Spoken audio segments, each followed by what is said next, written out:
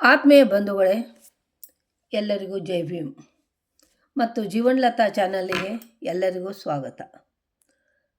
ಬಂಧುಗಳೇ, ಡಾಕ್ಟರ್ ಬಾಬಾ ಸಾಹೇಬ್ ಅಂಬೇಡ್ಕರರ 135ನೇ ಜಯಂತಿ ಉತ್ಸವ ಸಮೀಪಿಸ್ತಾ ಇದೆ. ಈ ನಿಮಿತ್ತವಾಗಿ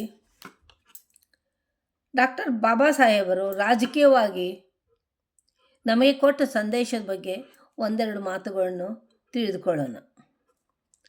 ರಾಜಕೀಯ ಅಧಿಕಾರದ ಬಗ್ಗೆ ಅವರು ತುಂಬ ಸುಂದರವಾಗಿ ಹೇಳಿದ್ದಾರೆ. ಡಾಕ್ಟರ್ ಬಾಬಾ ಸಾಹೇಬರು ಒಬ್ಬ ಮಹಾನ್ ರಾಜಕೀಯ ಮುತ್ಸದ್ದಿಗಳಾಗಿದ್ದರು. ಅವರು ತಮ್ಮ 40 ವರ್ಷಗಳ ರಾಜಕೀಯ ಜೀವನದಲ್ಲಿ ಹೋರಾಡಿದ್ದು ದಲಿತರಿಗೆ, ಶೋಷಿತರಿಗೆ, ವಂಚಿತರಿಗೆ, ಮಹಿಳೆಯರಿಗೆ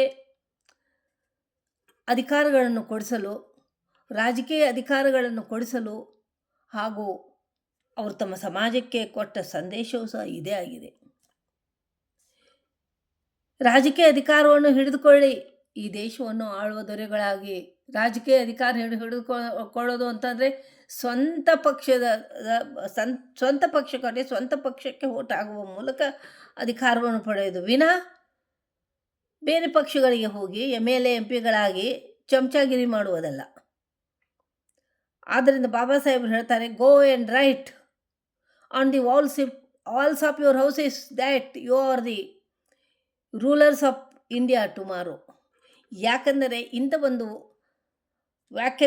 ಸ್ಫೂರ್ತಿ ವಾಕ್ಯಗಳನ್ನು ದಿನ ಓದುವುದರಿಂದ ನಮ್ಮ ಹೊಸ ಪೀಳಿಗೆಗೆ ಒಂದು ಹೊಸ ಸ್ಪಿರಿಟ್ ಬಂದು, ಉತ್ಸಾಹ ಬಂದು, ಆ ನಿಟ್ಟಿನಲ್ಲಿ ಅವರ ಮನಸ್ಸುಗಳು ಕೆಲಸ ಮಾಡುತ್ತವೆ ಅಂತ. ಅಂದಿನ ದಿನಗಳಲ್ಲಿ ಕಡುಬಡತನ, ದೌರ್ಜನ್ಯದಿಂದ ಭಾರತದ ದಲಿತರು ನರಳುತ್ತಿದ್ದರು.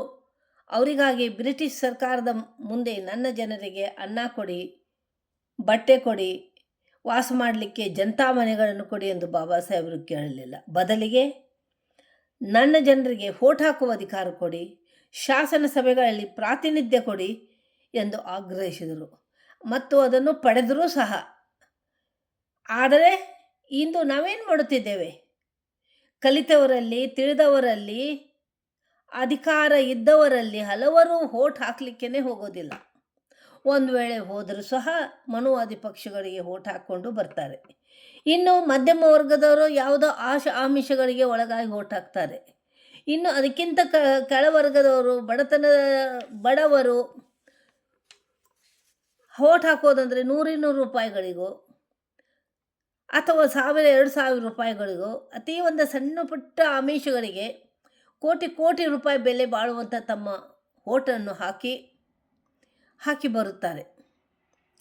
ಹೀಗಾಗಿ ಮನುವಾದಿಗಳನ್ನು ಆರಿಸಿ ಅವರನ್ನು ಅಧಿಕಾರದ ಸ್ಥಾನದಲ್ಲಿ ಕೂಡಿಸಿ ಮತ್ತೆ ತಾವು ಬಡತನದಲ್ಲಿಯೇ ಬದುಕುತ್ತಾರೆ. ಆದ್ದರಿಂದ ರಾಜಕೀಯ ಅಧಿಕಾರದ ಮಹತ್ವದ ಬಗ್ಗೆ ಬಾಬಾ ಸಾಹೇಬರು ಹೀಗೆ ಹೇಳಿದ್ದಾರೆ, political power is the master key through which you can unlock all the doors of progress. So, scheduled caste must have achieved the political power. ಅಂತಂದರೆ ರಾಜಕೀಯ ಅಧಿಕಾರವು ಎಲ್ಲ ಬಗೆಯ ಪ್ರಗತಿಯ ಬಾಗಿಲುಗಳನ್ನು ತೆಗೆಯುವ ಬೀಗದ ಕೈ ಇದ್ದ ಹಾಗೆ. ಆ ಕಿಲಿಕೈಯನ್ನು ಅಸ್ಪೃಶ್ಯರು ವಶಪಡಿಸಿಕೊಳ್ಳಬೇಕೆಂದು ಬಾಬಾ ಸಾಹೇಬರು ಸಾರಿ ಹೇಳಿದ್ದಾರೆ.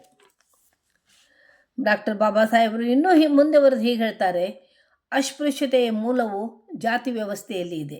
ಜಾತಿ ವ್ಯವಸ್ಥೆಯ ಮೂಲವು ವರ್ಣಾಶ್ರಮ ಧರ್ಮದಲ್ಲಿ ಇದೆ ಮತ್ತು ವರ್ಣಾಶ್ರಮದ ಮೂಲವು ಬ್ರಾಹ್ಮಣ ಧರ್ಮದಲ್ಲಿ ಇದೆ. ಬ್ರಾಹ್ಮಣ ಧರ್ಮದ ಮೂಲವು ಸರ್ವಾಧಿಕಾರದಲ್ಲಿದೆ ಅಥವಾ ರಾಜಕೀಯ ಶಕ್ತಿಯಲ್ಲಿದೆ. ಅಧಿಕಾರವುಳ್ಳವರು ಮಾತ್ರ ಇತರರನ್ನು ದಮನ ಮಾಡಲು ಸಾಧ್ಯ. ಆದ್ದರಿಂದ ದಮನಕಾರರ ಅಧಿಕಾರವನ್ನು ನಾಶ ಮಾಡಬೇಕಾದರೆ ದಮನಿತರು ಅಧಿಕಾರ ಪಡೆಯಬೇಕು. ರಾಜಕೀಯ ಅಧಿಕಾರವಿಲ್ಲದ ಸಮಾಜ ಗುಲಾಮ್ ಸಮಾಜವಾಗುತ್ತದೆ. ಅನ್ಯಾಯ ಅತ್ಯಾಚಾರಗಳು ಗುಲಾಮರ ಮೇಲೆ ಮಾತ್ರ ನಡೆಯುತ್ತವೆ, ಆಳುವ ಜನರ ಮೇಲಲ್ಲ. ಆದ್ದರಿಂದ ನಾವು ವಿದ್ಯಾವಂತರು, ಅನುಕೂಲವಂತರು, ಬುದ್ಧಿವಂತರು ಆಗಿರುವ ಕೆನೆಪದರಿನ ನಾವು ಸರಿಯಾದ ದಾರಿಯಲ್ಲಿ ನಡೆಯಬೇಕು. ನಮ್ಮವರನ್ನು ಆ ನಿಟ್ಟಿನಲ್ಲಿ ನಡೆಸುವ ಕರ್ತವ್ಯ ನಮ್ಮದು. ಡಾಕ್ಟರ್ ಬಾಬಾ ಸಾಹೇಬರು ಈ ಕನಸನ್ನು ನನಸು ಮಾಡುವಲ್ಲಿ ದಾದಾ ಸಾಹೇಬ್ ಕಾನ್ಸೀರಾಮರು ಯಶಸ್ಸನ್ನು ಕಂಡರು. ಉತ್ತರ ಪ್ರದೇಶದ ಮಟ್ಟಿಗಂತೂ ನಾವು ಆಳುವ ಜನರಾಗಿ ತೋರಿಸಿದ್ದೇವೆ. ಉಳಿದ ರಾಜ್ಯಗಳಲ್ಲೂ ತೋರಿಸಬೇಕಾಗಿದೆ. BSP, ಆಜಾದ್ ಪಾರ್ಟಿ, ವಂಚಿತ್ ಬಹುಜನ್ ಅಗಾಡಿ, ಇನ್ನೂ ಕೆಲವು ದಲಿತರ ಪಕ್ಷಗಳಿವೆ. ಅವುಗಳಿಗೆ ನಮ್ಮ ಓಟುಗಳನ್ನು ಹಾಕಿ ನಾವು ಅವುಗಳನ್ನು ಬಲಪಡಿಸಬೇಕು. ಈ ರೀತಿಯಾಗಿ ನಾವು ರಾಜಕೀಯವಾಗಿ ಅವೇರ್ನೆಸ್ಸನ್ನು ಪಡೆದುಕೊಂಡು ಬಾಬಾ ಸಾಹೇಬರ ವಿಚಾರಗಳನ್ನು ಹೆಚ್ಚಾಗಿ ನಮ್ಮ ಮೈಗೂಡಿಸಿಕೊಂಡು ನಾವು ಪ್ರಗತಿ ಪಥದಲ್ಲಿ ಹೋಗಬೇಕು ಮತ್ತು ಈ ರೀತಿ ಮಾಡುವ ಮೂಲಕ ಬಾಬಾ ಸಾಹೇಬರ ಜಯಂತಿಯನ್ನು ಯಶಸ್ವಿಗೊಳಿಸಬೇಕೆಂದು ಬಯಸುತ್ತಾ ನನ್ನ ಈ 2 ಮಾತುಗಳನ್ನು ಮುಗಿಸ್ತೇನೆ. ಜೈ ಭೀಮ್. ನನ್ನ ಈ ವಿಚಾರಗಳು, ನನ್ನ ಈ ಭಾಷಣ ನಿಮಗೆ ಇಷ್ಟವಾಗಿದ್ದರೆ ಇದನ್ನು ಲೈಕ್ ಮಾಡಿ, ದಯವಿಟ್ಟು ಲೈಕ್ ಮಾಡಿ, ಶೇರ್ ಮಾಡಿ, ಸಬ್ಸ್ಕ್ರೈಬ್ ಮಾಡಿ, ಕಾಮೆಂಟ್ ಬಾಕ್ಸ್ನಲ್ಲಿ ಕಾಮೆಂಟ್ ಬರೆಯಿರಿ. Thank you.